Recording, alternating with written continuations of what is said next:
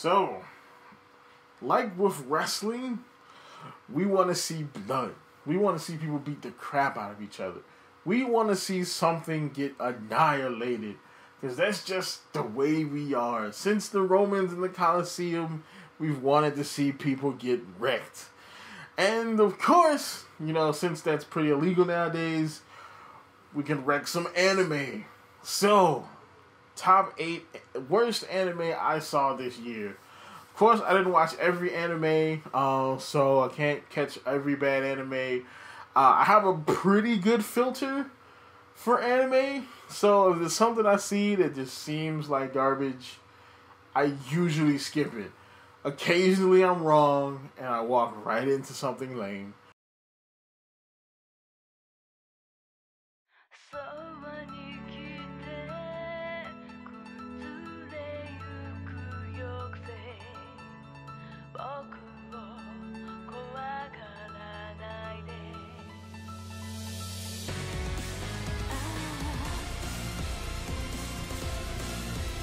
A familiar face pops up on this list, and it's Darling in the Franxx, the last act. So the last act of Darling in the Franxx, yeah, I was really gonna skip this. I wasn't gonna put this on the list, but that last act broke one of the best anime of this year. It doesn't completely destroy the show, but it does hurt the show. The show went from being this fight for human survival to this space opera with a giant chick in a wedding dress that's a starship. What? It's like they wrote the whole story, right? And by the time they got to the end, all the edibles and shrooms and crap kicked in. And they were like, yeah, we're gonna make a bridal dress, spaceship woman, space opera, aliens. What? Yeah, this was really not the best of ideas. This show feels like Sword Art Online. What I always tell people about SAO is if it ended at episode 14, and then they had a whole flushed out season 2 for all of the the fairy arc stuff, that would have been fine. SAO season 1 would have been awesome if it ended at episode 14. Same thing goes for Darling in the Franxx. If it ended at whatever episode preceded the last act and the aliens and all that other kind of stuff, and you know what? I should write how it should end. I should do a video like that. That would be interesting. Alright, so this one isn't particularly bad. It's just kind of bland. Kind of like the noodles they talk about in this movie. That's Flavors of Youth. So Flavors of Youth is a movie. It's a collaboration between Comics Wave, who are the guys who work with Makoto Shinkai, and I forgot the name of the Chinese company, but they're one of the Chinese company that make all those Chinese animus that come out that are okay. So far the movie is not horrible. It's just generic. It's just it's just bland.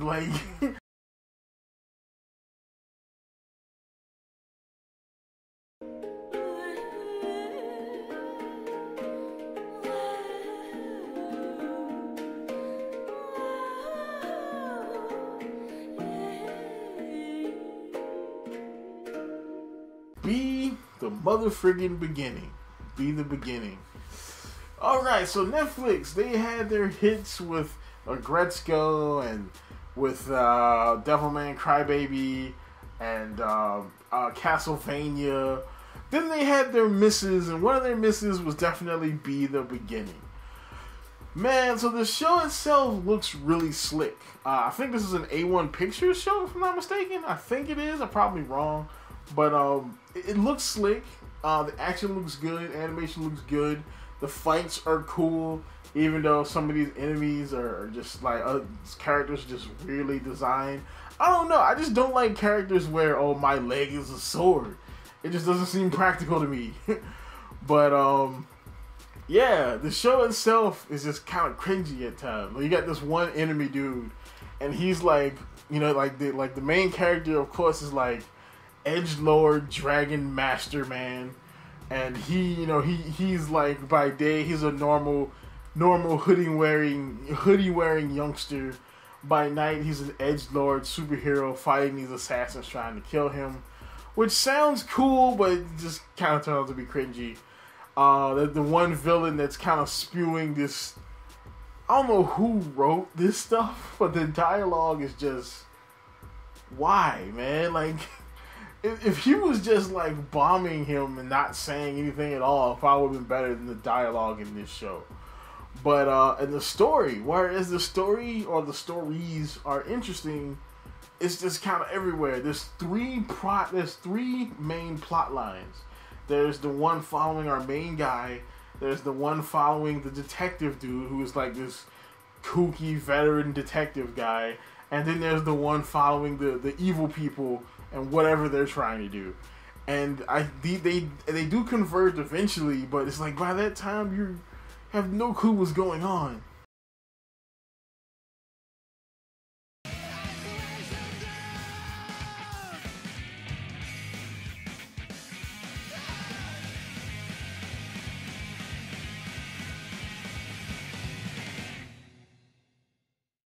Ah, man, we go from the lame to the somewhat misunderstood, and that's the Genji Ito collection.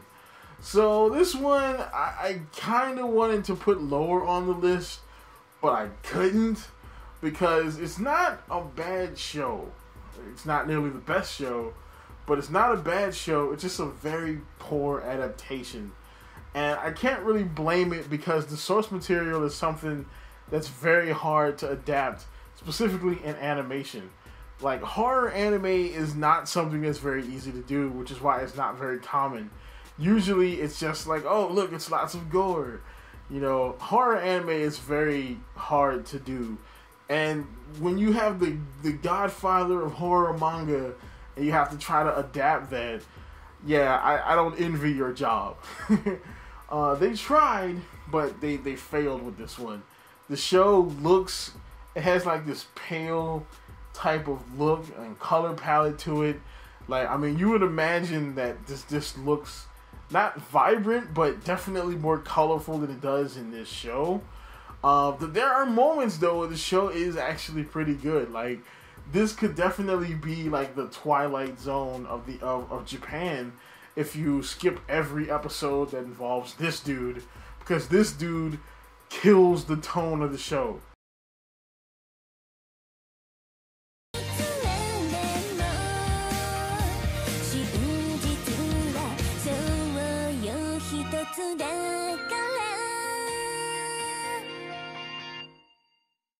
Island. What can I say about Island? Well, in the first episode, we have a guy with amnesia who wakes up on a beach with a lolly on his dick. Pretty much. What else can I say? And I mean, they set it up as like this mystery. Oh, what's going on this island? He has to kill somebody, but he doesn't really know, and what's gonna happen? No, screw the mystery. The mystery is a plot device to dress up a harem show with a bunch of lollies.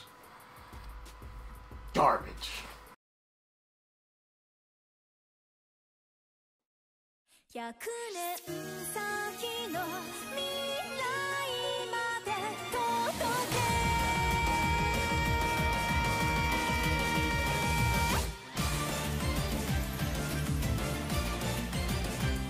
Oh, thought you was gonna get away. You had 3 good episodes. You thought you was gonna get away. Ulysses, Joe d'Arc, and the alchemic whatevers. Okay, so I gave this show a shot. Alright, because I'm into historical anime. I like fantasy. I like history. I'm thinking Joan of Arc, the anime, is gonna be great. No, it's gonna be great. You know what I'm saying? Strong female protagonist, sword bearing, killing British folks. It's gonna be great, right? No, it starts off dark and gritty, which to me is kind of weird because everybody jumped on, Goblin Slayer about the little scene that it had in it, but this scene literally has a long scene of this freaking discount Dumbledore dude shoving a rock into a bleeding wound of a small child while she screams. And nobody commented on this. This scene is dark as crap. Like, nobody commented on this scene. Okay, I guess nobody watched this show with me.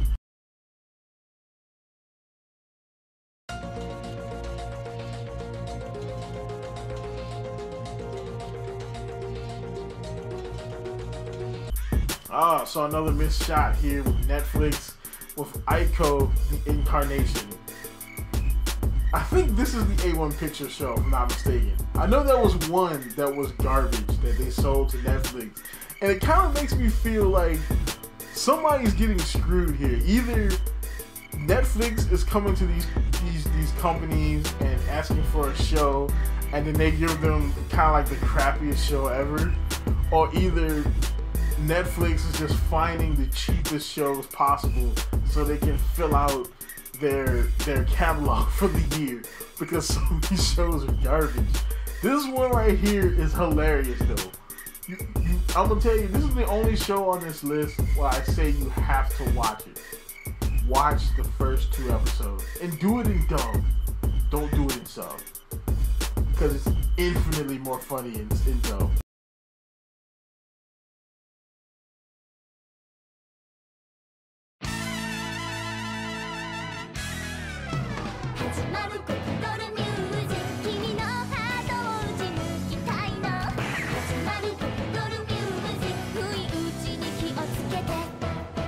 What show of 2018 that I saw, and it's another Netflix show, Backstreet Girls. This one is worse, more out of disappointment than anything, because I really wanted this show to be good. Because it's a comedy. I like comedies. And it's kind of like, I mean, come on, you got 3 Yakuza dudes. They're like the Team Rocket of the Yakuza. They screw up all the time. They screw up this one final time. And he says, look, y'all niggas gonna make me some money. So I'm gonna send you, either you're gonna go to Taiwan or Thailand, get a sex change, and become idols, or you're all gonna die.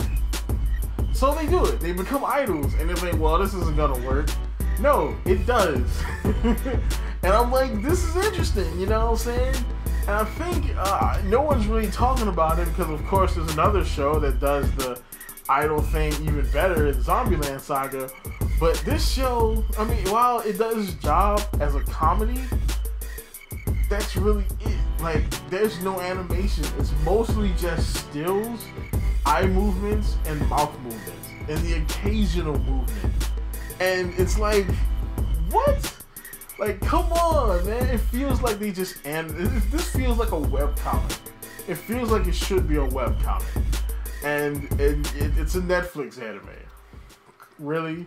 You know what I'm saying? And on top of that, it's full 23-minute episodes. I'm like, the show really runs, you know, on like 2 or 3 gags per episode. And they're kind of separated up like that, even though it's not like start-stop. But you can tell where they move on to a different gag and a different little storyline. This would have been perfect as a nice little 10-minute show, kind of like Spaceship Tiramisu or whatever it's called. But no, just imagine sitting here looking at these stills for 23 minutes an episode, trying to binge this. It gets boring. Comedy should not be boring.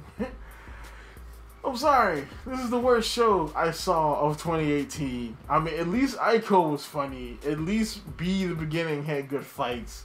At least, you know, Darling in the Franxx had an interesting story and some good action up until they kind of crapped the bed. You know, the other shows on this list have good redeeming values.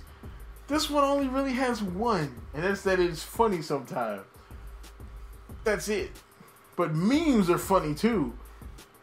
You know what I'm saying? You don't have to look at them for 23 minutes. But that's about it for this. Like, comment, subscribe. As always, folks, keep it real.